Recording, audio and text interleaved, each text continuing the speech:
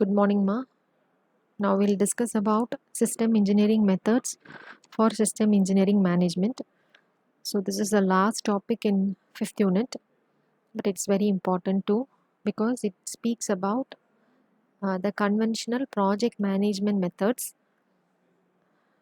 which are used to predict the risk or the requirements, resource requirements, and also overall it helps to manage the quality with which we are developing a product or a service. So any project management subject what we have seen earlier or what we have studied earlier will include all these topics. So this is not new. Again, it's very easy actually to study and write.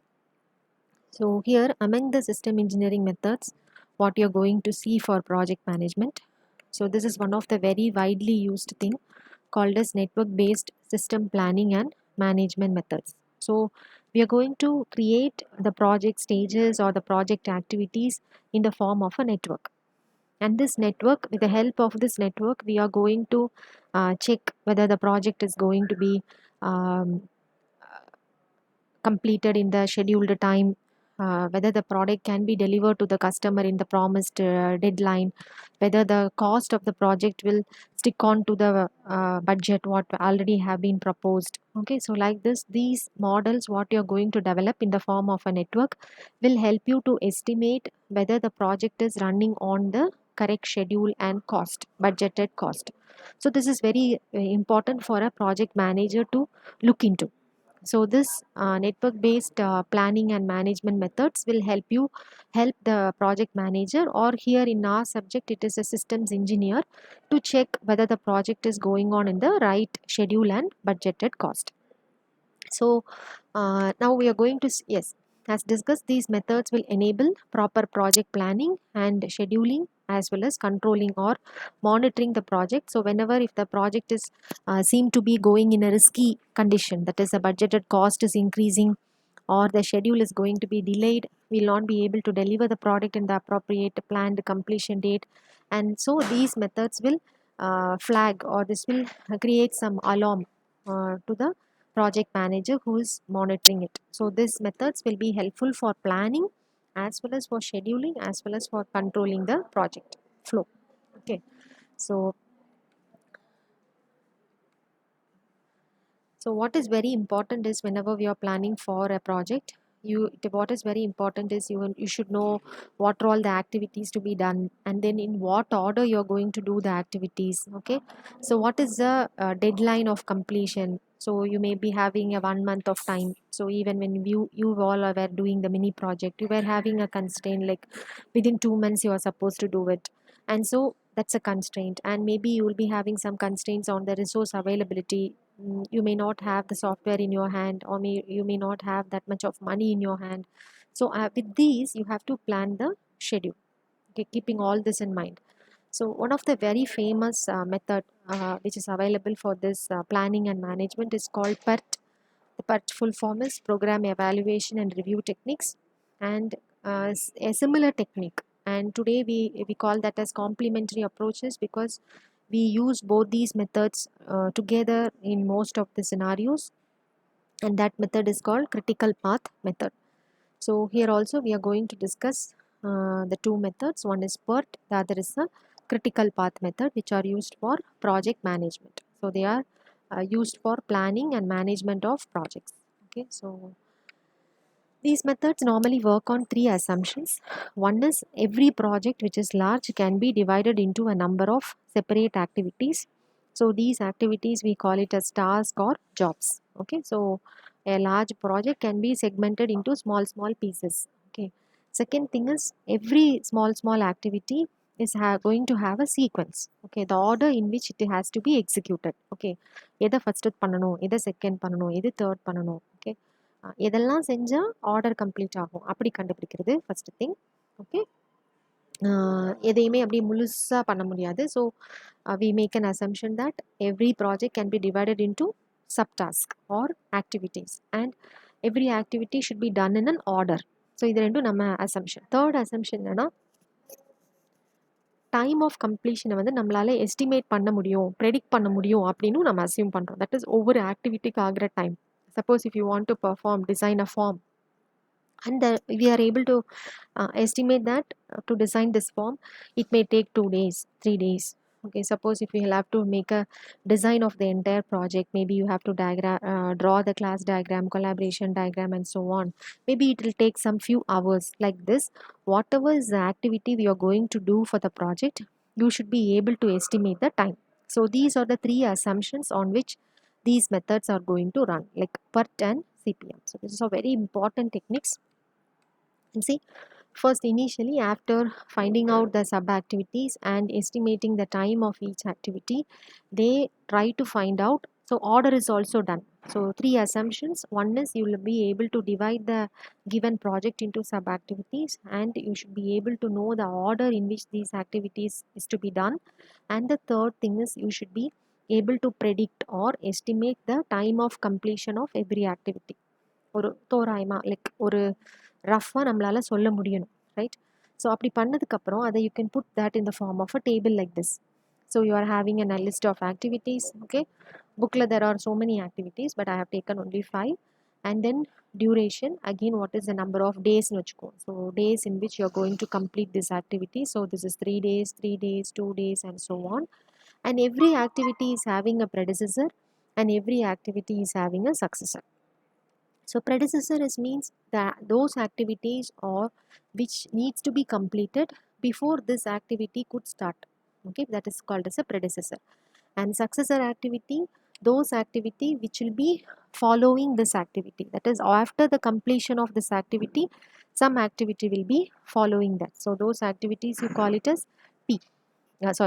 Successor.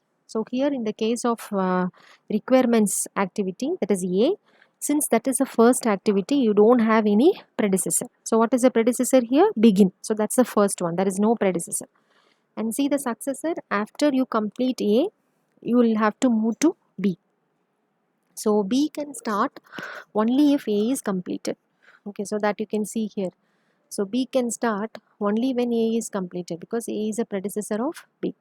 And after B is completed, C and H starts. So like this, for every activity, you should be able to know what is the time of completion, the predecessor of that activity, and the successor of that activity. So this may be one or more, not necessarily one. Okay.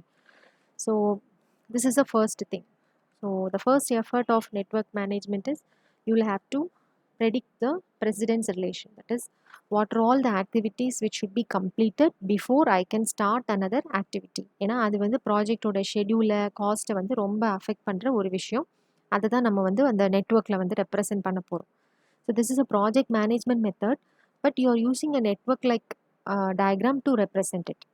So we call that as a network management model. Here we are not managing a network, but it's a project management model which is in the form of a network. Okay, so now the identified precedence relations has to be represented in the form of a network, and this network you call it as an arrow diagram, because it has a sequencing of from where you are going to where. So there are two types of arrow diagram, one called as activity on node and the other is called as activity on arrow. Okay, so this arrow diagram will clearly show what are all the precedents, what are all the nodes which has to precede an activity, and what are all the activities which are successors of an activity. Okay, so if you say an activity on arrow representation, so here the activity will be represented on the arrow, and after completion you will have to proceed with the next activity. So between connecting these two activities we will have to put a node. So node represents event which is nothing but the completion of an activity. So ஒரு activity முடிஞ்சதுக்கு அப்புறம் இன்னொரு activity start பண்றதுக்கு முன்னாடி ரெண்டையும் connect பண்ணி we have to put a node. So நார்மலாக network வரைகிறப்ப ரெண்டு நோடு அதை கனெக்ட் பண்ணி எட்ஜ் வரைவோம். So if there is a link. But activity on ஆரோன்னு சொல்லும்போது எட்ஜில் நம்ம ஆக்டிவிட்டியை போடுறோம் அப்படின்னா the node will represent the completion of that activity. Okay, so that is called as an event, and the activity will be written on the edge between the nodes. And in this case of representation, sometimes see this node what you are including also, no, that is a dummy thing. இது ரெண்டையும் connect பண்ணுறதுக்காக நம்ம அந்த இடத்துல போடுறோம். So we call that as a dummy node, or sometimes we may have to create a dummy activity branch, etc. So So before coming to this page, actually this should be there in the page kapra adu. So the other approach is called activity on node. So ரெண்டு type of arrow diagram, ஒன்று activity on arrow, இன்னொன்று activity on node. Okay, so activity on node சொல்லும்போது the node represents the activity, okay, and these arrows represent the events, which means after this you are proceeding to this activity. So that's what is the connection between the nodes. So this is an example of activity on node. See here, this is an activity. So நம்ம பார்த்த அந்த A, B, C, D, E. So these are all the activities. So after A is completed, D will start. Okay, after B is completed, D will start. So for D, the predecessors are A, B and C according to this diagram. And for E, the predecessor are again A, B and C. A has no predecessor at all. Okay, similarly for this diagram. So this is again an activity on node. In the node, you are representing by the activity, and after the activity is completed, this edge will represent the time of completion, and we are proceeding to the next activity. This edge will represent. Okay. So this is an activity on arrow diagram. So see the difference. These A, B, C, that is the activity name, are now given on the arrows. Okay. So now these are all the dummy nodes or the events, that is completion of an activity is signified by the nodes. Now see, these two, this is an activity on node, this is converted into this. See here, after one is done, you'll have to start D. So after one is done, D is connected, and after A is done, again we'll have to do E. So after A is done, we'll have to do E. Okay, similarly for C, after C is here, I'll have to write B. inge varano. So after B is done, D will be done, and after B is done, D will be done, and similarly after C is done, D and this. Okay, so now this you call it as a dummy node because that is connecting, that is a node which is created to just make an interconnection between the different activities. Okay, so that's why we say in the case of activity on arrow diagram, we always insert a dummy node or a dummy edge. Okay, so now again for this diagram, there is one change is there, that is E is run after B as well as C. So see here we are inserting even a dummy edge. Okay, so this is a dummy edge because there is no activity on that, so that's called as a dummy activity. So instead of connecting all these activities to a common dummy node, what you are doing is we are inserting another one node which represents an event, and you are having a dummy activity here.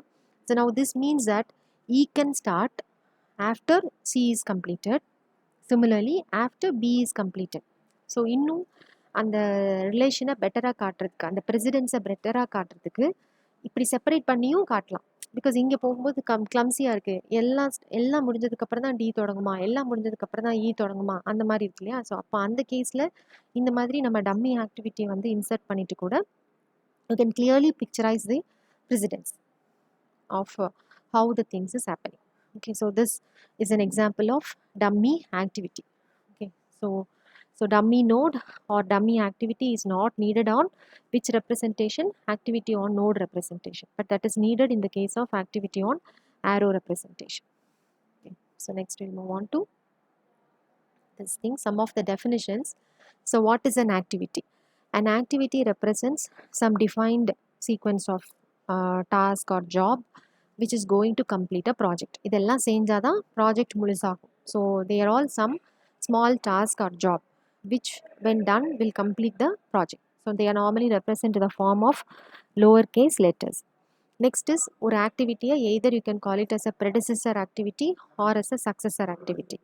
Predecessor activity is the one which must precede an activity. ஒரு activity-யை precede பண்ணுறது, it's called as a predecessor activity. So B or a predecessor A. Similarly C or a predecessor A. Okay, D or a predecessor B. But A does not have any predecessor. Okay, and the successor activity, so it is an activity that immediately follows the completion of another activity. So in this example again, B and C are successor of A. D is a successor of B. Okay, and now there is another two categorization. One is called as antecedent activity and the other is called as descendant activity. So these terms are not new. Antecedent அப்படிங்கும்போது some level of parent. ட்ரீல நம்ம சொல்லும்போது antecedent means it's some a parent maybe in any level. Similarly descendant சொல்லும்போது children but in any level, not an immediate children. So the same meaning here. Antecedent activity is any activity that must preside another activity. அவ்வளோதான். So இப்போ இந்த example எடுத்துக்கிட்டோன்னா A is always an antecedent of B, C as well as D because it's some parent at some level. Okay, so now yeah, B is also an antecedent. Okay, A is an antecedent of B and D. Similarly, B is also an antecedent of D. Okay, so antecedents are parents at any level or predecessors at any level. Okay, so A complete ஆனாதா B நடக்கும், B நடந்தாதா D நடக்கும் சொல்லும்போது we call A and B as antecedents. C is not an antecedent of D. Okay, C, there is no connection, so C is not an antecedent of D. Okay, and A has no antecedent because that's a first node. So this I have completed already. Yes. Descendant activity, so that's the vice versa of or the complement of antecedent. So this successor வச்சு சொல்றது children ஏதோ ஒரு லெவலில் சைல்டாக இருக்குது அப்படின்னா so that is called as an descendant activity. So இதெல்லாம் எதுக்காகணுமா அப்புறம் ப்ராஜெக்ட் வரும்போது ஆக்டிவிட்டீஸ் நம்ம சொல்லும்போது எந்த ஆக்டிவிட்டியை முடிச்சதுக்கப்புறம் எதெல்லாம் தொடங்க முடியும் ஆர் எந்த ஆக்டிவிட்டியோட டிலே. சப்போஸ் ஒரு ஆக்டிவிட்டி வந்து அன்எக்ஸ்பெக்டடாக டிலே ஆகுது, அப்போது டிலே ஆகுறது யாரெல்லாம் அஃபெக்ட் பண்ணும். ஓகே, இல்லை சீக்கிரம் முடிஞ்சிருச்சு, அப்போ எந்த ஆக்டிவிட்டீஸை சீக்கிரமாக தொடங்கி முடிக்கலாம். இந்த மாதிரி உள்ள அனாலிசிஸ் பண்ணுறதுக்காக we need to record all these things. So a descendant activity is one that must follow an activity. So அந்த டயக்ராமை பொறுத்த வரைக்கும் ஏக்கு வந்து பி, சி, டி எல்லாமே டிசெண்டன்ஸ் தான் because A is a root. Okay, now this is called a burst point. when ஒரு particular activity இருக்குது, அதிலிருந்து if there are 2 or more successor activities இருந்துச்சுன்னா that node is called as a burst node or burst point. Okay, and merge point is the reverse of it. So if you are having one successor but you are having 2 or more predecessor activity which will be leading to a single activity, so now this you call it as a merge node or a merge point. Okay, yes, இது வந்து அந்த ஆரோ டயக்ராமை explain பண்ணியாச்சு. நோடுனா என்ன, எட்ஜுனா என்ன, எல்லாம் பார்த்தாச்சு. Okay, நம்ம ஜென்ரலாக your network planning model it goes in different phases. Again எல்லாத்துலேயுமே வந்து ஃபேஸ் இருக்கிற மாதிரி. ஸோ ஃபஸ்ட்டு வந்து இந்த நெட்ஒர்க் மேனேஜ்மெண்ட் மாடலில் you are having a phase call planning phase, network planning phase. So அப்போ அதுக்குள்ள தான் நம்ம என்ன பண்ணணும்னா ஒரு லார்ஜ் ப்ராஜெக்ட் இருக்குன்னா அதில் என்னெல்லாம் ஆக்டிவிட்டீஸ் இருக்குது, எது ஸ்டார்ட் பண்ணதுக்கப்புறம் எது நடக்கும், what is the order of activities, இதெல்லாம் எஸ்டிமேட்டட் டைம் ஆஃப் கம்ப்ளீஷன், இதெல்லாம் நம்ம பண்ணணும். So that is the first step. What is that activity analysis. Activity analyse பண்ணியாச்சு. அடுத்து என்ன பண்ணணும்னா that you have to represent in the form of an arrow diagram. Activity என்ன, எது ப்ரெடிசஸர், எது சக்சஸர், இதெல்லாம் ரிலேட் பண்ணுற மாதிரி you can draw either an activity on node diagram or activity on arrow diagram. இந்த ரெண்டில் ஏதாவது வரைஞ்சிக்கலாம். And then what you should do is call path enumeration. அது நம்ம என்னன்னு பார்ப்போம் இப்போ. ஓகே, பாத் எனுமரேஷன் இஸ் அதுலேருந்து அந்த கிரிட்டிக்கல் பாத் அப்படிங்கிற கான்செப்ட்லாம் வருது. பாத் இஸ் நத்திங் பட் ஆக்டிவிட்டியோட கம்ப்ளீஷன்ஸ் எல்லாம் ட்ரேஸ் பண்ணி நம்ம போகிறோன்னா தான் path. So what is a path? இந்த எக்ஸாம்பிள் வச்சு சொன்னோன்னா this is a path. Okay, this is a path. If this is a path, this is a path. Okay, everything is a path. So ஒவ்வொரு பாத்தும் நம்ம வந்து study பண்ணால், அதை நம்ம examine பண்ணால் we should be able to find out அந்த பாத்தை complete பண்ணுறதுக்கு டோட்டல் டியூரேஷன் எவ்வளோ ஆகுது. அதை பொறுத்து தான் you can find out what will be the total duration for the completion of the project. ஏன் நம்ம எதை எஸ்டிமேட் பண்ணியிருக்கோம், வெறும் ஒரு ஆக்டிவிட்டியை கம்ப்ளீட் பண்ணுறதுக்கு எவ்வளோ டைம் ஆகும் தான் நம்ம இப்போ எஸ்டிமேட் பண்ணியிருக்கோம். ஃபர்ஸ்ட்டில் மொத்த ப்ராஜெக்ட்டுக்கு எவ்வளோ டைம் ஆகுங்கிறத நம்ம எஸ்டிமேட் பண்ணலை, right? It is not that எல்லா ஆக்டிவிட்டியோட சம் எடுத்தோன்னா ப்ராஜெக்டோட கம்ப்ளீஷனோட டைம் வந்துருங்கிறது கிடையாது. So that is wrong. So if you have that assumption that's wrong because it takes different parts, parallel parts இருக்கும். தட் இஸ் ப்ராஜெக்ட் ஒரு பார்த்தை நீங்கள் பண்ணும்போதுமே அந்த ப்ராஜெக்டில் உள்ள இன்னொரு பார்த்தை பேரலாக பண்ணலாம். ஸோ இப்போ இந்த ஏலேருந்து பிக்கு வருது, ஏலேருந்து சிக்கும் வருதுன்னா these two are parallel parts. So அப்போ டைம் டேக்கன் ஆக்சுவலி ஹாஃப் ஆயிரும், right? So the actual project completion is estimated based on the paths. Okay, they will see how. Okay, after this planning phase what will be starting is a scheduling phase. எந்தெந்த activity எப்போ செய்யணும் அப்படின்னு நம்ம identify பண்ணுறது. And now this is a path which I am talking about. ஆக்சுவலாக அந்த புக்கில் கொடுத்துருக்குற எக்ஸாம்பிளில் இது வரைக்கும் இருக்குது. தட் இஸ் ஏபிசிடிஇ வரைக்கும் தான் நான் வந்து இந்த டேபிளில் போட்டிருந்தேன். ஆக்சுவலி புக்கில் இருக்கிற எக்ஸாம்பிளில் பி வரைக்கும் இருக்கும். இந்த சப்ஸ்கிரிப்டில் இருக்கிறது என்னன்னு பார்த்தீங்கன்னா டியூரேஷன். ஏ கம்ப்ளீட் பண்ணுறதுக்கு ஆகிற டேஸ், பி கம்ப்ளீட் ஆகிறதுக்கு ஆகிற டேஸ். ஸோ ஏ முடிஞ்சதுக்கப்புறம் தான் பி ஸ்டார்ட் பண்ண முடியும். ஆனால் B is a predecessor of C as well as H. Okay, டிக்கு ப்ரெடிசஸர் சி, இக்கு ப்ரெடிசஸர் டி2, பட் ஐக்கு ப்ரெடிசஸர் ஹச் மட்டும்தான். ஹச் வந்து பி கம்ப்ளீட் ஆனோன்னு ஸ்டார்ட் ஆகிடலாம். அப்படிங்கும்போது now C no there are 2 different parts. அப்போ டோட்டல் ப்ராஜெக்ட் டியூரேஷனுங்கிறது it is not the sum of the duration of A B C D E F, அப்படி கிடையாது. So now when the path is different, this path is parallelly executed, this path is parallelly executed. பட் மொத்த project duration எதை பொறுத்து இருக்கும்னு பார்த்தீங்கன்னா இந்த கிரிட்டிக்கல் பாத்னு சொல்கிறோம். The path which is taking the maximum duration. Suppose ஒரு ப்ராஜெக்டில் நிறைய பார்ட்ஸ் இருக்குது அப்படின்னா we will be taking the total of each and every path. Okay, so இங்கே நமக்கு 2 தான் இருக்குது. So either you can reach the completion like this or like this, right? Like ரெண்டுமே நம்ம செய்யணும், ரெண்டுமே செஞ்சால் தான் ப்ராஜெக்ட் முடியும். பட் டைம் பார்க்கும்போது the time taken for the project is இப்படியும் வேலை பண்ணிகிட்டே இருப்பாங்க, இப்படியும் வேலை பண்ணிகிட்டே இருப்பாங்க. பட் எந்த பாத்தோட டியூரேஷன் வந்து லாங்காக இருக்கும். சே ஃபார் எக்ஸாம்பிள்மா இதை ஆட் பண்ணி பாருங்கள். ஓகே, 3 + 3 + 2 + 2 + 2 + 2, இந்த மேலே இருக்கிறத ஆட் பண்ணுங்கள். 3 + 3 + 2 + 2 + 2 இப்படியே ஆட் பண்ணிங்கன்னா எவ்வளோ டைம் வருது? 6 வரைக்கும் வரதுக்கு. இதை ஆட் பண்ணிங்கன்னா இட் வில் பி லாங்கர். 3 + 3 + 4 + 5 + 5 இதில் வரும்போதே தெரிஞ்சிருக்கும் உங்களுக்கு. இங்கெல்லாம் 2 2ன்னு இருக்குது, இங்கெல்லாம் 5 5 4ன்னு இருக்குது. Actually this path is lengthy. Now this path you call it as a critical path. So இது வந்து ரொம்ப important. The path which takes the longest time to complete is called as a critical path. ஏன் அப்படின்னா ப்ராஜெக்டோட completion date வந்து இந்த பாத்தால தான் ரொம்ப affect ஆகும். ஏன்னா தட்ஸ் த லாங்கஸ்ட் டைம். அதில் இருக்கிற ஒரு ஆக்டிவிட்டி டிலே ஆனாலும் மொத்த ப்ராஜெக்டோட அந்த டெட்லைன் வந்து அஃபெக்ட் ஆகும். பிகாஸ் இது எல்லாமே நம்ம கொடுத்துருக்குற டைம்குள்ளே முடிஞ்சிடும். பட் இது வந்து it will affect the deadline. இதில் ஏதாவது டிலே ஆனிச்சுன்னா டோட்டலாக it is going to affect the deadline more. So such a path which is taking the longest time is called critical path.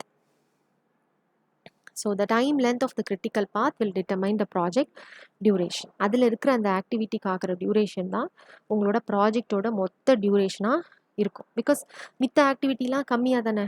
So இது வந்து 2 2 2 2 2 இட் வில் பி கம்ப்ளீட்டட் இன் 2 + 2 + 2 + 2 8 + 3 11 டேஸில் இது முடிஞ்சிடும். But this would take a long time. 10 + 4 14 + something 14 days. So இதுதான் வந்து இந்த 11 டேல முடிஞ்சு வெயிட் பண்ணும். But in the 14 days, if it's going to be even delayed, now that will increase the project duration and it will affect the schedule or the cost. Any change in the activity on the critical path will affect the project duration. Okay. So அதனால் இது வந்து நார்மலாக critical activity என்னங்கிறத find out பண்ணுறதுக்கு it use a critical path. அந்த critical பாத்தில் you can find out the critical activity. So this will help you to manage the entire project to avoid risk. ஏதாவது ஒரு ரிஸ்க் நடக்கும் போல் இருந்துச்சுன்னா அதை avoid பண்ணுறதுக்குள்ள ஸ்டெப்ஸை நம்மளால் ஈஸியாக எடுத்துக்க முடியும். Okay, so normally when this approach is used, this kind of network management approach is used in aerospace அல்லது டிஃபென்ஸில் யூஸ் பண்ணுறப்ப we call that as PERT. whereas civil engineering systemல transportation, construction இதிலெல்லாம் யூஸ் பண்ணும்போது we call that as CPM. Okay. Now the related names, like there are other methods which are having some similar type of approach called as precedence diagramming method called as PDM and line of balance denoted by LOB. Okay, so now normally these two are complementary approaches, CPM and PERT. CPM la to analyze and find out the activities, normally we use two approach called as forward pass and backward pass. Forward pass எப்படின்னா ஒரு starting point எடுத்துக்கிறோம், அந்த starting பாயிண்ட்லேருந்து ஒவ்வொரு ஆக்டிவிட்டியாக complete பண்ணுறதுக்கு what is the earliest computation time அப்படின்னு estimate பண்ணிகிட்டே போவோம். ஒரு starting point say for example I start in day 1. So day 1ல் ஸ்டார்ட் பண்ணும்போது ஃபஸ்ட் ஆக்டிவிட்டி வந்து some say for example to design the forms அப்படின்னா what is the number of days? 1 day. Okay, so I completed. So for every activity you estimate a nearest completion time, earliest. Okay, so nearest இல்லை, earliest எவ்வளோ சீக்கிரம் முடிக்க முடியும் அப்படின்னு ஒரு டைமை வந்து ஃபைண்ட் அவுட் பண்ணி அதை ஆட் பண்ணிகிட்டே போய் ஃபைனலாக என்ன பண்ணுவாங்க, ஓகே ப்ராஜெக்டை வந்து இந்த டேட்டுக்குள்ளே முடிக்கலாம். ஓகே, நீங்கள் வந்து டே 1 இன்னைக்கு ஸ்டார்ட் பண்ணீங்கன்னா இந்த ஆக்டிவிட்டி 2 நாளில் முடியும், அடுத்த ஆக்டிவிட்டி 4 நாளில் முடியும், அடுத்த ஆக்டிவிட்டி 6 நாளில் முடியும். இப்படியே ஆட் பண்ணி ஃபைனல் ஆக்டிவிட்டி முடியும் போது now you will be having a sum, எல்லா டேஸையும் ஆட் பண்ணிங்கன்னா. So that will be your project duration. Okay, now you sum everything. Backward பாஸ்ன்னு இருக்குது. அது என்னென்னா சம்டைம்ஸ் என்ன பண்ணுவாங்கன்னா the people will say that I want this project to be completed within this date. இப்போ உங்களுக்குலாம் செட் பண்ணுறது வந்து அந்த மாதிரி தான். நீங்கள் நினைக்கிற மாதிரி ஒவ்வொரு ஆக்டிவிட்டிக்கும் நீங்களே ஒரு ஏர்லியஸ்ட் டைம் கொடுத்து செட் பண்ண முடியாது. பட் உங்களுக்கு ஒரு டெட்லைன் கொடுத்துருவாங்க, you have to complete it within some 30th of this month. So அப்போ அது கம்ப்ளீஷன் டேட் எனக்கு தெரியும். அப்போ நான் அங்கேருந்து என்ன பண்ணுவேன்னா 30th நான் கம்ப்ளீட் பண்ணணுன்னா when should I start the last event. So last event 4 நாள் ஆகும் அப்படின்னா I should start it by 26th. அடுத்து லாஸ்ட் பட் ஒன் ஈவெண்ட் வந்து 3 நாள் எடுக்கும் அப்படின்னா I should start it by 23rd. அடுத்தது இப்படியே பேக்கில் வந்து I will be getting and starting time. Backward பாஸில் என்ன கிடைக்கும், ஸ்டார்டிங் டைம் கிடைக்கும். கடைசியாக நான் என்னைக்குள்ளே நான் தொடங்கினேன்னா என்னால் அந்த பர்டிகுலர் டெட்லைனுக்குள்ளே முடிக்க முடியும். So there are 2 ways. ஒன்று forward pass, the other is backward pass. Forward pass will start with a starting date and ஒவ்வொரு ஆக்டிவிட்டிக்கும் ஒரு ஏர்லியஸ்ட் டைம் என்னைக்குள்ளே முடிக்கலான்றதை போட்டு ஆட் பண்ணி you will be finding out the completion date. Whereas backward pass சொல்கிறப்ப ஒரு completion டேட்டை achieve பண்ணிக்கிறோம், இன்றைக்குள்ளே ப்ராஜெக்டை முடிச்சு தரணும். அண்ட் ஒவ்வொரு ஆக்டிவிட்டிக்கும் எஸ்டிமேட் பண்ண அந்த டேஸை வச்சுட்டு you will be predicting the last allowable starting time. இன்றைக்காவது வேலையை தொடங்கினா தான் 30ஆம் தேதிக்குள்ளே முடியும், அந்த மாதிரி நம்ம எஸ்டிமேட் பண்ணுறது. ஓகே, பெர்ட் என்ன பண்ணுதுன்னா அதோட எஸ்டிமேஷன் எப்படின்னா 3 டிஃப்ரெண்ட் எஸ்டிமேஷன் இருக்குது அதில். ஒன்று வந்து இப்போ நம்ம சொல்கிறோம் இல்லையா, that is likely, what is the likely completion of an activity. Okay, 4 நாளில் முடிக்கிறது தான் மோஸ்ட் ப்ராபபிலிட்டி. அதில் ஆப்டிமிஸ்டிக்னு ஒன்று இருக்குது, அதாவது பெஸ்ட் சொல்யூஷன். ஓகே, ரொம்ப ட்ரை பண்ணால் 2 நாள்லையும் முடிக்கலாம், optimistic. Pessimistic worst case, that is 6 நாள் ஆயிரும், ரொம்ப கஷ்டம் தான், இட் மே டேக் 6 days. அப்படி ஒவ்வொரு ஆக்டிவிட்டிக்கும் பெர்ட்டில் வந்து you are going to estimate 3 different times. One is called as a likely activity time, the other is called as a pessimistic activity time, and the other is called as a optimistic completion time. So optimistic is the best time, pessimistic is the worst case scenario, and most probable chance, அது வந்து TL.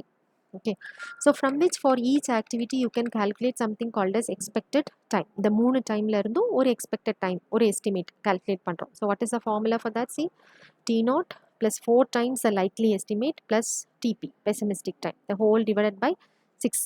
Again 6, இது 4, இது 1, இது 1, so 6.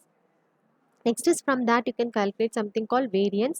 So variance is the deviations between the extreme values or the spread அப்படின்னு நம்ம சொல்கிறோம், or the dispersion.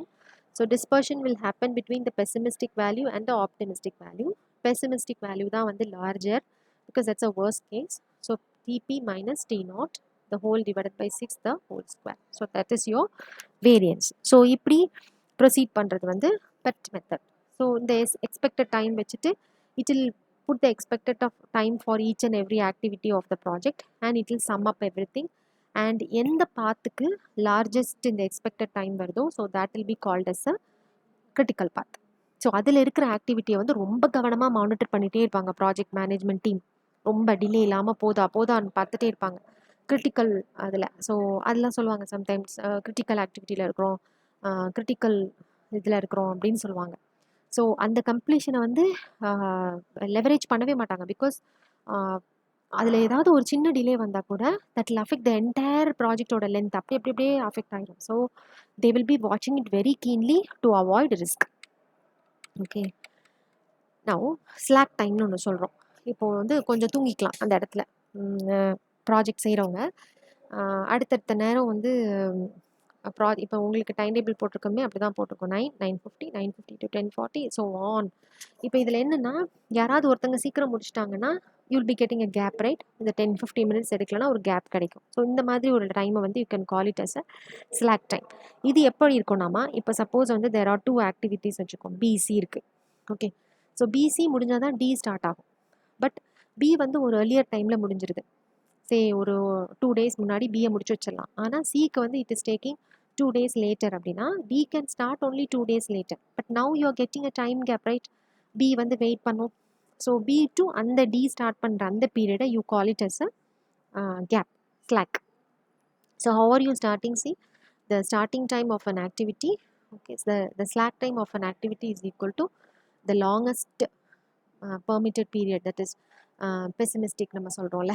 Maximum D வந்து 3 நாள் கழிச்சு தான் தொடங்கும், ரைட்? ஆனால் இந்த ஆக்டிவிட்டி வந்து ஒரு நாளில் கூட முடிஞ்சிடலாம். எக்ஸ்பெக்டட் டைம் வந்து ஒரு நாளில் முடிஞ்சிடும்னு சொல்கிறோம். பட் ரொம்ப ஒர்ஸ்ட் கேஸ் போனால் 3 நாள் ஆகும்னு சொல்கிறோம். அப்போது ஆக்சுவலாக நடக்கிறப்ப ஒரு நாளில் 50 நிமிஷம் class, okay, 50 minutes class, that's expected. Or 1 hour நடத்தலாம் அப்படின்னு நம்ம சொல்கிறோன்னா, so that is a longest period. இப்போ இந்த 1 hour நடத்தாமல் 50 minutes தான் நடத்துகிறாங்கன்னா இந்த 10 minutes you can call it as a slack. ஓகேம்மா? ஸோ ஒரு project if it is taking லாங்கஸ்ட்டாக ஃபஸ்ட் கேஸாக நினச்சோன்னா 5 நாளில் முடியும்னு சொல்கிறோம். If it is completed in 3 days, then that 2 days you call it as a slack. So it is the difference between the longest time with which the activity can be completed minus the expected time. Okay. So இந்த assumptions பண்ணும்போது நம்மளுக்கு என்னெல்லாம் டிஃபிகல்ட்டாக இருக்கும்னு பார்த்தீங்கன்னா, எல்லா ப்ராஜெக்ட்டுக்கும் இந்த optimistic value, பெசிமிஸ்டிக் value, likely இதெல்லாம் estimate பண்ணுறது ரொம்ப கஷ்டம். Okay, so it's very difficult to estimate these 3 things. Okay, அதுக்கப்புறம் நார்மலாக எல்லா இந்த மாதிரிப்பட்ட நியூமரிக்கல் வேல்யூ எங்கேயாவது ஜென்ரேட் ஆகுதுன்னு பார்த்தீங்கன்னா, so that will follow a distribution, statistical distribution சொல்கிறோம், நார்மல், பாய்சான் அந்த மாதிரி. ஸோ அது எந்த டிஸ்ட்ரிபியூஷன் கெஸ் பண்ணுறதும் ரொம்ப கஷ்டமாக இருக்கும். இந்த வேல்யூஸ் வந்து என்ன டிஸ்ட்ரிபியூஷனில் ஃபாலோ ஆகுதுன்னு ஃபைண்ட் அவுட் பண்ணுறது. பெர்ட் என்ன பண்ணுதுன்னா, it is assuming that all this data will belong to a distribution called beta distribution. Okay, so what are all the products, அதாவது இந்த நெட்வொர்க் மேனேஜ்மெண்ட் அண்ட் பிளானிங் நம்ம இப்போ பார்க்குறோம் இல்லையா, இந்த ஆரோ டயக்ராம் வரைஞ்சி கிரிட்டிக்கல் பார்த்து கண்டுபிடிச்சி அதை மானிட்டர் பண்ணுறோன்னா ப்ராஜெக்டோட ஷெட்யூலில் அல்லது காஸ்ட்டில் வேரியேஷன்ஸ் வராமல் பார்த்துக்கலாம். ப்ராஜெக்டோட ஷெட்யூல் இன்றைக்கி முடிச்சு கொடுப்போன்னா அன்றைக்கி முடிஞ்சிடும். கரெக்டாக இந்த மேனேஜ்மெண்ட் டூலை நம்ம ஃபாலோ பண்ணோன்னா இவ்வளோ காஸ்ட்டில் முடிக்க முடியும்னு நினச்சோன்னா அந்த காஸ்ட்டில் முடிச்சிடலாம். இந்த ரெண்டும் நம்மளால் முடியும் with the help of this network planning and management approach. அதோட பை ப்ராடக்ட்ஸ் பார்த்தோன்னா, ப்ராஜெக்ட் டியூரேஷனை ஃபோர்காஸ்ட் பண்ண முடியுதா, we are able to find out என்னைக்கு அதை கம்ப்ளீட் பண்ண முடியும் அப்படிங்கிறது. And then when you are able to plan that this is a activity, this is a duration, அதுலேருந்து ஒவ்வொரு ப்ராஜெக்ட்டுக்கும் நமக்கு வேண்டிய ரிசோர்ஸஸ் என்ன, எவ்வளோ பீப்புளை நம்ம வந்து எம்ப்ளாய் பண்ணணும் அந்த டாஸ்க்கை செய்கிறதுக்கு. ஸோ இந்த மாதிரி will be able to find out the resource requirements. Okay, and then you can identify the activities which will become critical. ப்ராஜெக்டில் வந்து கிரிட்டிக்கலாக எது இருக்கும், எதுக்கு ரொம்ப டைம் அண்ட் எஃபர்ட் ஸ்பெண்ட் பண்ணி நம்ம மானிட்டர் பண்ணணும், so that the project duration R the schedule will not be affected. அது நம்மளால் ஃபைண்ட் அவுட் பண்ண முடியும். ஓகே, ஸோ நம்ம போடுற ஷெட்யூல் வந்து டைம், ரிசோர்ஸ் கன்ஸ்டெயின்ஸ், அதர் கண்டிஷன்ஸ் இதெல்லாம் வயலேட் பண்ணாமல் இருக்கிறதுக்கு நம்மளால் பார்த்துக்க முடியும். அண்ட் தென் காஸ்ட், பட்ஜெட்டட் காஸ்ட்டை வந்து ஸ்டிக் ஆன் பண்ணுறதுக்கு யூஸ்ஃபுல்லாக இருக்கும். And this will help you to manage a large project. நிறைய ப்ராஜெக்ட், நிறைய ஆக்டிவிட்டி, பேரலாக நிறைய பேர் வேலை பார்க்குறாங்க, சீரியல்லாம் நிறைய பேர் வேலை பார்க்குறாங்க. ஓகே, அப்படிங்கும்போது அதை வந்து இந்த டயக்ராமேட்டிக் ரெப்ரசன்டேஷனில் நம்ம வந்து போட்டு வச்சு கொடுத்துட்டாங்க ப்ராஜெக்ட் மேனேஜ்மெண்ட் பீப்புளுக்கு அப்படின்னா it is very easy to manage. Okay, and suppose ஏதோ ஒரு ரிஸ்கியாக போயிடுச்சு, இதெல்லாம் நம்ம நார்மல் ஃப்ளோன்னு சொல்கிறோம், பட் ஏதோ ஒரு ஆக்டிவிட்டி பண்ணுறப்ப you are not able to stick on to that, ஏதோ ஒரு சேஞ்ச் வந்துருச்சு பிளானில் அப்படின்னா, so with minimum additional cost வந்து நம்ம எப்படி இந்த சேஞ்சை வந்து ஹேண்டில் பண்ணலாம் அதையுமே நம்மளால் ப்ரெடிக்ட் பண்ண முடியும். ஓகே, அப்புறம் கிரிட்டிக்கல் மைல் ஸ்டோன்ஸ்னு சொல்கிறோம், ஒரு ரொம்ப முக்கியமான கட்டத்தை நம்ம வந்து கிராஸ் பண்ணிட்டோம் அப்படிங்கிறத அந்த டயக்ராம்ஸ் மூலமாக நம்மளால் தெரிஞ்சுக்க முடியும். அந்த பர்டிகுலர் ஆக்டிவிட்டி முடிஞ்சிருச்சுன்னா அப்பா ஓகே something is done. இப்போ படிச்சுட்டே இருக்கீங்க 5 unit, so if you feel the third unit is very tough, so now that is you have crossing a critical milestone. இதுதான் ரொம்ப டைம் ஆகும் அப்படின்னு நினைச்சோன்னா, இப்போ நான் தேர்ட் யூனிட் தான் நான் ரொம்ப பயந்துட்டு இருந்தது உங்களுக்கு டீச் பண்ணுறப்ப, ஸோ அது முடிஞ்சிட்டப்ப ஐ தாட் ஓகே அப்பா relaxed. Okay, so the project, the diagram itself will make lot of communication between the people who are there, and it gives improved documentation. Okay, documentation பண்றது பெட்டராக இருக்கும். And It also helpful for change management. Configuration management இது change. Suppose ப்ராஜெக்டில் ஏதாவது unexpected changes வருது, ரிக்குவயர்மெண்ட்ஸில் changes வருதுன்னா அதையுமே handle பண்ணுறதுக்கு ஹெல்ப் பண்ணும். ஸோ இந்த ப்ராடக்ட்ஸ் தான் ஆக்சுவலாக யூஸுமே. ஸோ 2 ஹெட்டிங்கில் போட்டிருக்காங்க, but the same thing but in a different angle. இந்த நெட்வொர்க்ஸ் வந்து என்ன மாதிரி பர்பஸ்க்கெல்லாம் யூஸ் பண்ணலாம்.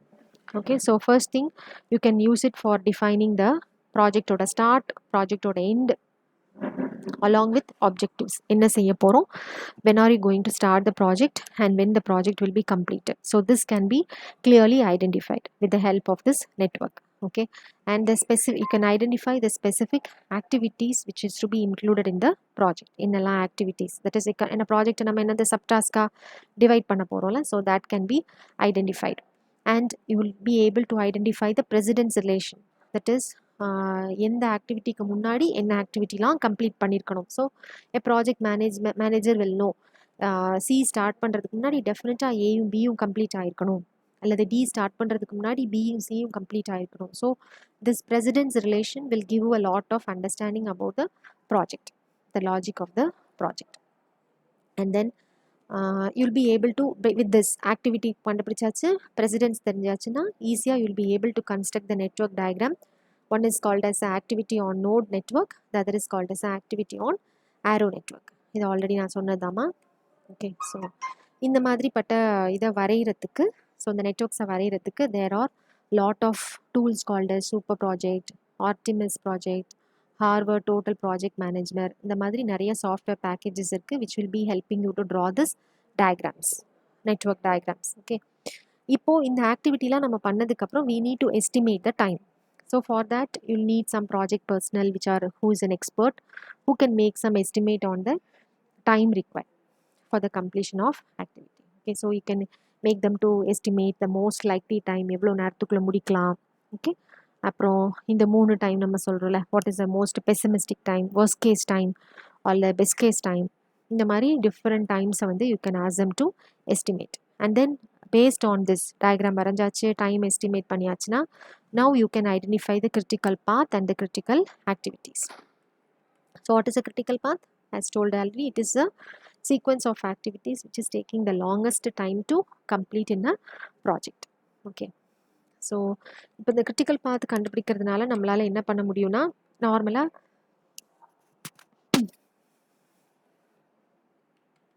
you'll be able to find out what is the earliest time in which you will have to start a project.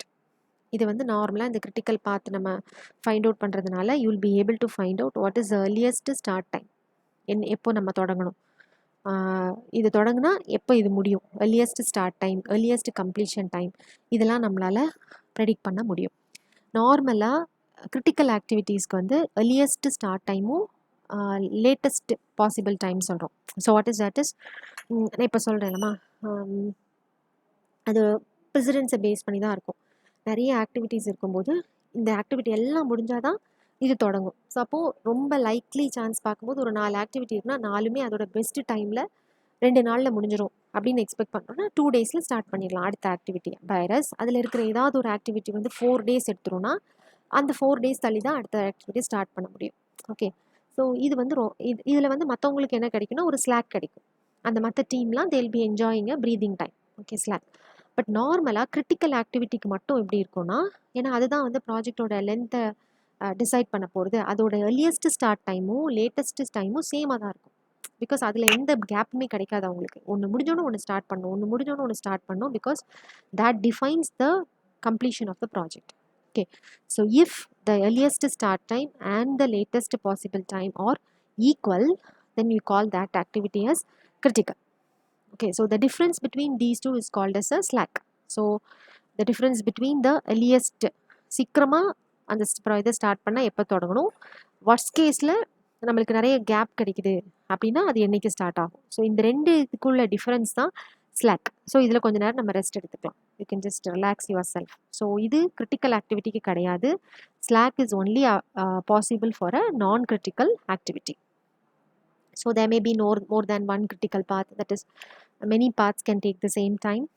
Yes, and now again use, இதுக்குள்ள யூஸ்க்குள்ள ஒரு use.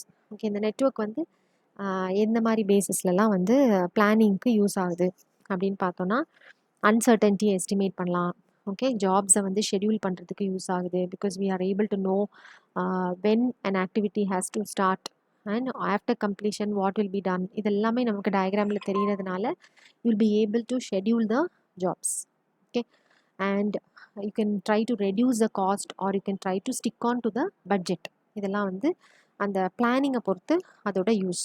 Okay, management, அடுத்த aspect management and control. அதில் இந்த network எப்படியெல்லாம் use ஆகுதுன்னு பார்த்தோன்னா progress, ஒரு ப்ராஜெக்டோட actual progress and planned progress அப்படின்னு சொல்கிறோம். அதாவது நம்ம ஆக்சுவலாக வந்து 10 டேஸில் அந்த ப்ராஜெக்ட் வந்து இவ்வளோ develop ஆயிரும்னு நினச்சிருப்போம்.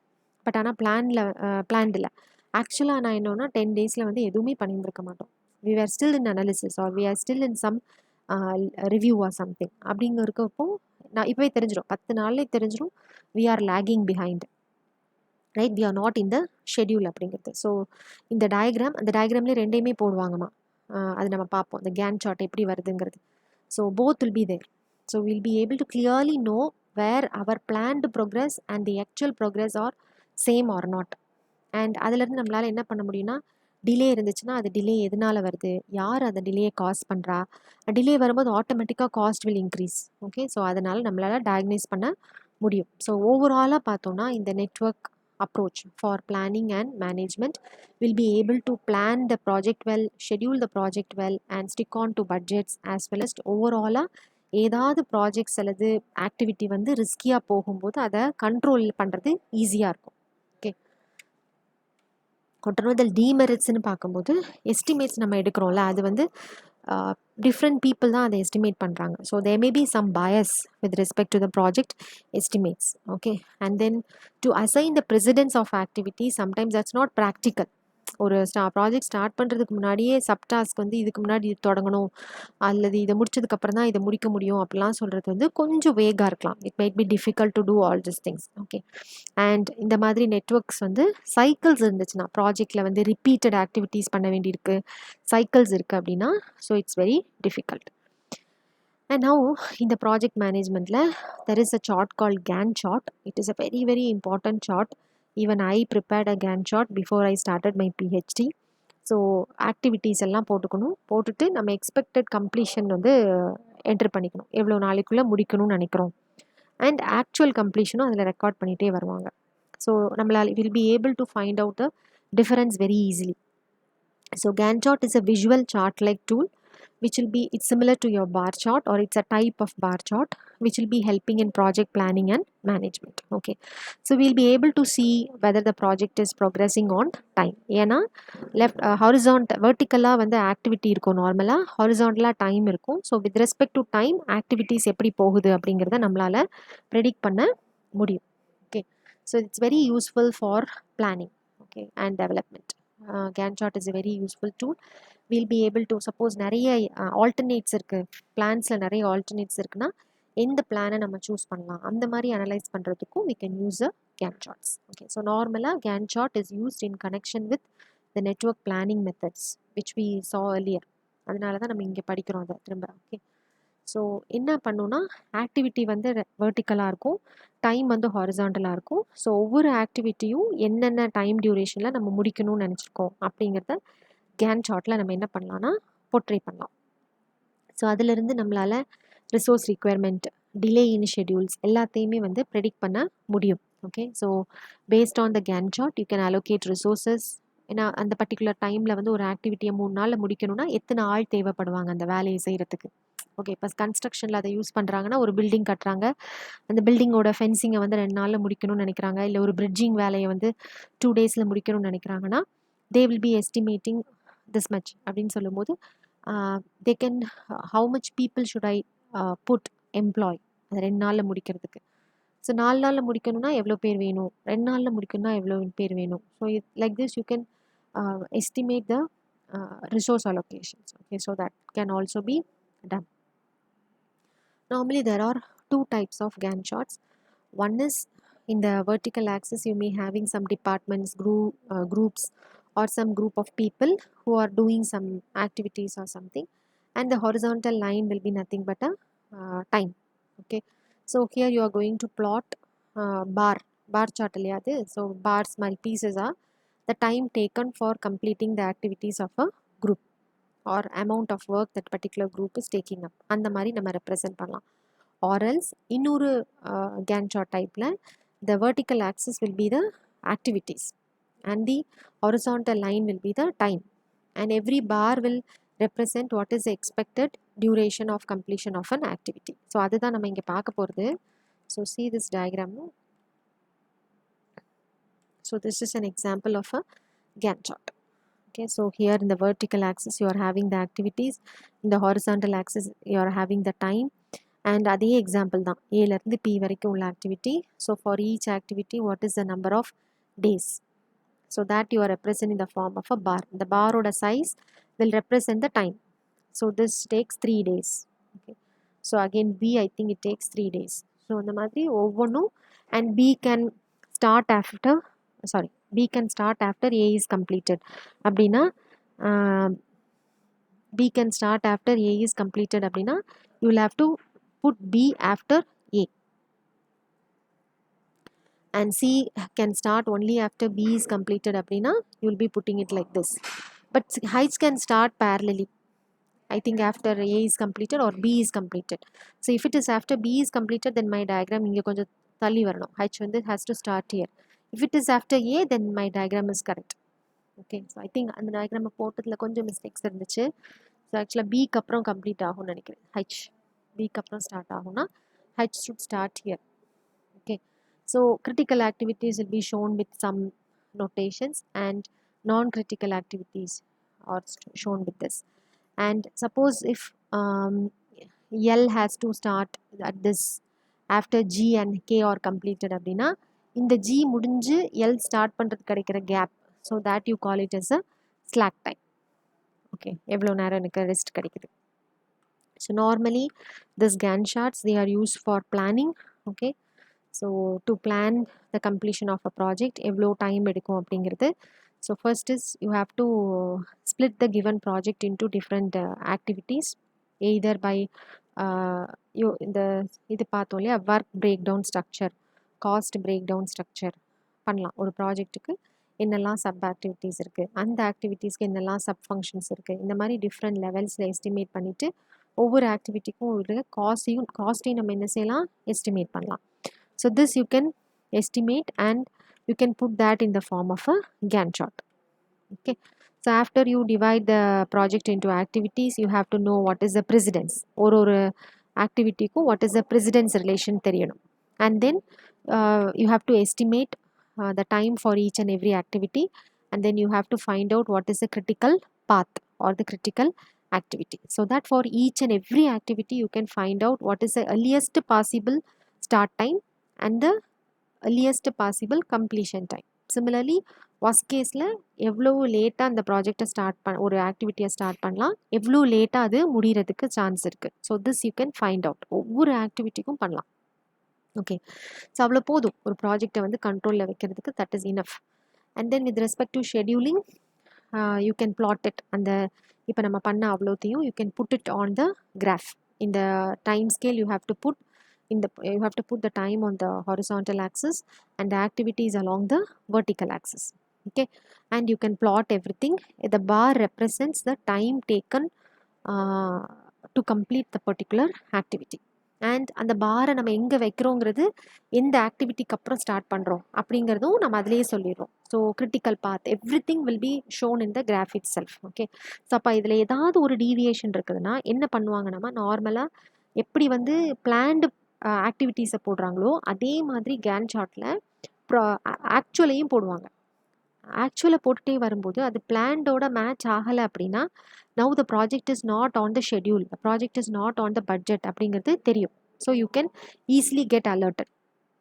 Okay, so see here இந்த ஒரு லைன் இன்னொரு இப்போ நார்மலாக ஒரு லைன் வந்து பிளான்டு ப்ரோக்ரஸை குறிக்குது அப்படின்னா இன்னொரு லைனில் இன்னொரு சிம்பிளில் இல்லை இன்னொரு நோட்டேஷனில் they will be representing the actual. So if there is any they'll compare these two, the actual and the planned progress. If there is any delay that can be controlled, என்ன பண்ணலான்னா control பண்ணிடலாம் ஈஸியாக. Every time project run ஆகிட்டே இருக்கும்போது இந்த chart வந்து update ஆகிட்டே இருக்கும். And with this updations of saying this is my planned, இப்போ இதில் என்ன பண்ணிகிட்டே வருவாங்கன்னா ஆக்சுவலை நோட் பண்ணிகிட்டே வருவாங்க. ஸோ ஆக்சுவலும் பிளான் டு சிங்க் ஆகலை அப்படின்னா it means that either I am going to be ahead of schedule, அது ஃபைன், ஓகே, அஹெடாக முடிக்கிறேன் அப்படிங்கிறது. பட் லேகும் ஆகலாம், இனிஷியல் பிளான்டு ஷெட்யூலோட நான் லேக் ஆகுறேன் அப்படிங்கிறதையும் ஃபைண்ட் அவுட் பண்ணலாம். ஓகே, ஸோ நார்மலாக கேன் சார்ட்டோட பர்பஸ் இதுமா. கேன் சார்ட் மாதிரியே there is another one chart called Pareto chart. So Pareto principle வந்து ரொம்ப இம்பார்ட்டண்ட்டான ஒரு பிரின்சிபல். அது நம்ம வாழ்க்கைக்கு ரொம்ப முக்கியமான ஒரு விஷயம். சப்போஸ் நம்ம டல்லாக இருக்கோம், இல்லை நம்ம ரொம்ப ப்ராப்ளம் இருக்கோம்னா எப்போவுமே நம்ம இதை மனசில் வச்சுக்கணும். 80% of our problems is because of 20% of cause. இதுதான் வந்து பேரிட்டோ பிரின்சிபல். எல்லா விஷயங்களும் பார்த்தோன்னா 80% பிரச்சனைகளுக்கு காரணம் இல்லை பர்ஃபார்மன்ஸ்க்கு காரணம் ஒரு 20% ஆஃப் பீப்புளாக இருப்பாங்க, இல்லை 20% ஆஃப் காஸாக இருக்கும். ஓகே, ஸோ அதுதான் அதை சொல்கிறாங்க. ஒரு small number of problems will be or generally responsible for the majority of the ill effects. Okay, நம்ம பாடியில் இப்போ நமக்கு பாடி ஒரு பிரச்சனை வருது, நம்மளால் ஃபங்க்ஷன் பண்ண முடியல, ஒரு ப்ராப்ளமாக வருது. So the 80% of the problems what I am facing now, it will be based off the 20%. So இது வந்து 80-20 principle னு சொல்லுவோம், or we call that as Pareto principle.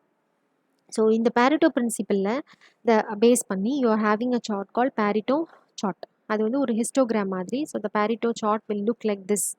Okay, so in the vertical axis you are having ஒரு சைடில் percentage இருக்கு, இன்னொரு சைடில் நார்மலாக எரரோ இல்லைனா ஏதாவது ஒரு ப்ராப்ளமோ இல்லை எஃபெக்டோ டிஃபெக்டோ இல்லை காஸ்ட் இருந்துச்சுன்னா இதெல்லாம் நம்ம மினிமைஸ் பண்ணணும். அந்த மினிமைஸ் பண்ணுற ஆஸ்பெக்டை you can have it and on vertical axis, and இந்த other vertical axis you will be having the percentage, and இந்த horizontal axis you are having the different project activities. And Pareto சார்ட்டில் எப்போவுமே நம்ம ஒன்று பார்க்குறோன்னா இந்த cost with respect to இந்த ஒவ்வொரு ஆக்டிவிட்டிக்கும் வரக்கூடிய காஸ்ட்டை டிசெண்டிங் ஆர்டரில் நம்ம என்ன பண்ணியிருக்கோம், we have arranged it. So இப்படி தான் வச்சுருப்பாங்க. So for each and every activity I am putting the cost in descending order. So இப்போ பேரிட்டோ சார்ட் போடுறப்ப என்ன ஆப்வியஸாக தெரியுது பாருங்கள், most of the cost depends upon this activity 1, because 40,000 or 40 million or whatever it is, the cost is coming from what, the first activity. So which comprises to that again that 80 principle. 80% of the total cost is comes percentage la podrona, the 80% of the total cost comes from project 1. Similarly 30,000 something வரும்போது இது வந்து மொத்த காஸ்டோட 30,000 something சொல்லும்போது that comes around 75% of the cost comes from the next project activity. So like this they will be plotting that in descending order, and the cumulative total of all this they will be representing in a line. So a Pareto chart will contain a bar as well as a line. So either the இப்படி பார்த்துருப்போமா, நார்மலாக இப்படி ஒரு line பார்த்துருப்போம் பேரிட்டோ, common பேரிட்டோ வந்து இப்படி தான் இருக்கும். அது என்னென்னா it is a cumulative total. So 40,000 plus 30 add பண்ணிங்கன்னா it will become 70. So plus 30 add பண்ணிங்கன்னா இட் வில் பிகம் 100. அடுத்து ப்ளஸ் 30 ஆட் பண்ணிங்கன்னா it will become 100 and something, இப்படி போகும் அந்த லைன். பட் இந்த லைன் என்னென்னாமா பர்சன்டேஜ் குமுலேட்டிவ் பர்சன்டேஜ். ஸோ பர்சன்டேஜ்னு எடுத்துகிட்டு அதை எப்படி பண்ணுவாங்கன்னா, எனக்கு ஒரு ஃபார்முலா இருக்குது, அதுக்குள்ளெல்லாம் நம்ம போக வேணாம்னு நினைக்கிறேன். நெட்டில் சர்ச் பண்ணிங்கன்னா குமுலேட்டிவ் பர்சன்டேஜுக்கு there is a formula. So இப்போது இந்த 4th காலமோட பர்சன்டேஜ் என்னென்னு கண்டுபிடிக்கணும்னா you should take the total of all this, that is 40 + 30 + 30 + 30 plus அவ்வளோதான். இதை ஆட் பண்ணிவிட்டு இது வந்து டினாமினேட்டரில் வரும், அண்ட் 1 2 3 இது மட்டும் ஆல் த ப்ரீவியஸ். ஸோ நியூமரேட்டரில் this sum plus this sum plus this sum, டினாமினேட்டரில் ஆல் த 4 × 100 போட்டிங்கன்னா என்ன வருதோ அதுதான் இந்த பாயிண்ட்ஸ் ஆக்சுவலாக. சரியாம்மா? ஸோ இது வந்து குமுலேட்டிவ் பர்சன்டேஜ் நம்ம புக்கில் இருக்கிறது. நார்மலாக குமுலேட்டிவ் டோட்டல் போடுவாங்க, டோட்டல் ஈஸி. இது 40, அடுத்து 40 + 30, இங்கே ஒரு பாயிண்ட் வரும், அப்படியே போயிடும். Okay, so that's all cumulative. So இது 2 லைனையும் போட்டு நம்மளுக்கு பிக்சரைஸ் பண்ணுறப்ப will be able to see that மொத்த ப்ராஜெக்டோட காஸ்ட் அல்லது ஒரு டிஃபெக்ட் அல்லது error is caused by one such project activity or 2 such project activity. So அதுதான் Pareto chartோட purpose. 80% of problems is caused by 20% of something, or 80% of the project cost will depend upon 20% of the project activities, or the 20%, 90% of the time will be used for 20% of the activities. So in the principle, if you draw a Pareto, you will be able to find out that culprit, that 20% item which is going to impact 80% things. Okay, so இங்கே நம்மளோட இந்த activities, so இதை நீங்கள் concentrate பண்ணிங்கன்னா ப்ராஜெக்டை வந்து you can stick on to the deadline. ஓகேம்மா, so இதுதான் இதில் சொல்லியிருப்பேன். So the final thing, so what we have already learnt in cost estimation, WBS and CBSன்னு பார்த்தோம், work breakdown and cost breakdown. So இதில் பார்க்கும்போது ஆத்தர் வந்து நிறைய மெத்தட்ஸ் ஜஸ்ட் லைக் தட் என்னன்னு சொல்லாமலே அப்படியே மூவ் பண்ணியிருக்காங்கம்மா. ஸோ தட் இஸ் ஃபஸ்ட்டு வந்து இப்போ நம்ம இந்த cost estimation, work break down, cost break டவுன்லாம் வேணும்னா we need to have different methods. நம்மளுக்கு நிறைய மெத்தட்ஸ் தெரியணும். ஓகே, ஸோ இப்போ என்னெல்லாம் மெத்தட்ஸ்னு பார்த்தோன்னா, ஃபஸ்ட்டு வந்து ஒரு ப்ராஜெக்டோட காஸ்ட் எஸ்டிமேட் பண்ணுறதுக்குள்ள மெத்தட்ஸ். ஸோ என்னெல்லாம் இருக்குது? Cost by analogy. அனலாஜின்னா என்னென்னாமா, ப்ரீவியஸாக இதே மாதிரிப்பட்ட ஒரு ப்ராஜெக்ட் நம்ம பண்ணியிருந்தோன்னா அதோட காஸ்ட்டை பேஸ் பண்ணி ஃப்யூச்சரில் உள்ள ப்ராஜெக்டை காஸ்ட்டை ப்ரெடிக்ட் பண்ணுறது. பாட்டம் அப்னா டாப் டவுன், அது நமக்கு தெரியும். தட் இஸ் ஓவராலாக ஒரு ப்ராஜெக்ட்டுக்கு ஒரு காஸ்ட் அப்படின்னு எஸ்டிமேட் பண்ணிவிட்டு அதுக்கப்புறம் அதோட சப் ஆக்டிவிட்டீஸ்க்கு வருது. டாப் டவுன்னா பாட்டமில் ஒவ்வொரு ஆக்டிவிட்டிக்கும் எவ்வளோ காஸ்ட் ஆகும்னு வச்சு அதை சம் பண்ணி ஓவராலாக ப்ராஜெக்ட்டுக்கு எவ்வளோ காஸ்ட் ஆகும்னு சொல்கிறது. இந்த பாட்டம் டாப் டவுன்றது ஓவராலாக. ஓகே, பாட்டம் அப்னா குட்டி குட்டியாக சின்ன சின்ன ஆக்டிவிட்டீஸ்க்கு எவ்வளோ ஆகும்னு பார்த்து மொத்தமாக எவ்வளோ ஆகும்னு சொல்கிறது. ஓகே, எக்ஸ்பர்ட் ஒப்பீனியன், அந்த ஃபீல்டில் இருக்கிற ஒரு எக்ஸ்பர்ட்டுக்கிட்ட ஒப்பீனியன் வாங்கிக்கலாம். Parametric models means mathematical models use பண்ணி காஸ்ட் என்ன செஞ்சுக்கலாம், ப்ரெடிக்ட் பண்ணிக்கலாம். ஸோ ப்ரைஸ் டு வின் அப்படிங்கிறது இந்த வின் வின் ஸ்ட்ராட்டஜி மாதிரி. Okay, so will fix a cost estimation to make myself win as well as other person win. Okay, so most affordable alternate என்ன, customer சாட்டிஸ்ஃபேக்ஷனும் இருக்கணும், அதே நேரத்தில் எனக்கும் loss இருக்கக்கூடாது. ஸோ அப்படி நான் வந்து காஸ்ட்டை எஸ்டிமேட் பண்ணுறது. அண்ட் எஸ்டிமேஷன் ஆஃப் எஃபர்ட், அதாவது ஒரு ப்ராஜெக்டை செய்கிறதுக்கு எவ்வளோ எஃபர்ட் போடணும். ஓகே, அகெயின் அதில் வந்து நம்ம அவங்களுக்கு பே பண்ணுற அந்த labour. Okay, so that you can call it as even cost rate. So என்னெல்லாம் மெத்தட்ஸ் பார்த்தோன்னா இந்த நேம்ஸ் மட்டும்தான் இருக்குது புக்லேயும். ஸோ ஜஸ்ட் மெமரைஸ் பண்ணிக்கலாம். Direct labour rate, labour overhead rate or burden. Okay, லேபரோட காஸ்ட்டு. லேபர் ஓவர்ஹெட்னானது, நம்ம ஒருத்தங்களை எம்ப்ளாய் பண்ணியிருக்கோம், உடம்பு சரியில்லாமல் போயிடுது, they are not there for 2-3 days, because of which there will be additional cost. Or அந்த பர்சனுக்கு ஏதோ சிக் ஆகிட்டாங்க, he's going out and coming in, இந்த மாதிரி அடிஷ்னல் காஸ்ட். சிமிலர்லி அட்மினிஸ்ட்ரேஷனில் ஆகக்கூடிய overhead, so that is administrative rate. Inflation, நம்ம ஒரு project code பண்ணுறோம், பட் ப்ரைஸ் எல்லாம் கூடிடுது, விலைவாசிலாம் கூடிடுது, சிமெண்ட் விலை கூடிடுது, பிரிக்ஸ் விலை கூடிடுது, இந்த மாதிரி சிலது ஆயிடுது. அப்புறம் profit, so that is also an important aspect. Okay, so pricing strategy. So here you are having 3 different pricing strategy. One is full cost pricing. So ஒரு விஷயத்துக்கு நம்ம வந்து விலை வைக்கிறோம் அப்படின்னா it may depend upon the cost. நம்ம எவ்வளோ spend பண்ணியிருக்கோமோ ஒவ்வொரு யூனிட்டுக்கும் ஆன காஸ்ட், ஓவர் ஹெட் எல்லாத்தையும் சேர்த்து, ப்ராஃபிட் எல்லாத்தையும் சேர்த்து நம்ம ப்ரைஸிங்கை பண்ணுறோன்னா it is called full cost pricing. Investment, that is நம்ம எவ்வளோ பணம் போட்டிருக்கோங்கிறத பொறுத்து, லைக் மொத்தமாக அந்த பிளான்ட்டு எல்லாம் சேர்த்து நம்ம எவ்வளோ போடுறோமோ அதுக்கு தக்கன ப்ரைஸிங்கை ஃபிக்ஸ் பண்ணிக்கிறது. The third one promotional pricing. Sometimes என் ப்ராடக்டை வந்து ரொம்ப ஃபாஸ்ட்டாக ப்ரமோட் பண்ணுறதுக்காக, நிறைய ப்ராடக்ட்ஸ் விற்கணுங்கிறதுக்காக, if you set a minimum price so that many people will get attracted and buy my product அப்படின்னு சொல்கிறோன்னா that is called promotional pricing. 3 different cost.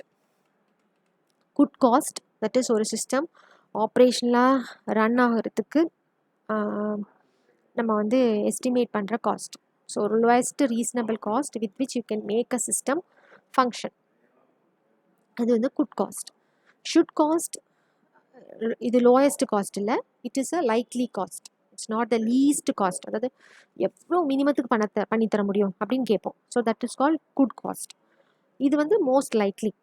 Okay, so most likely cost to bring a system into operational condition. Would cost அப்படிங்கிறது கண்டிப்பாக ஒரு system operational கண்டிஷனுக்கு வரும்போது there are lot of other difficulties, failures வரலாம். Okay, so here you call that as a highest cost paid.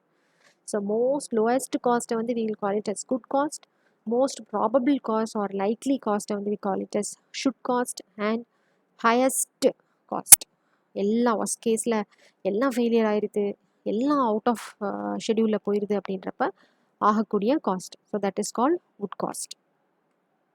ஓகேம்மா, so இந்த 3 cost பற்றி சொல்லியிருப்போம். ஸோ இப்போ வந்து சிஸ்டம் இன்ஜினியரிங் லைஃப் சைக்கிள்.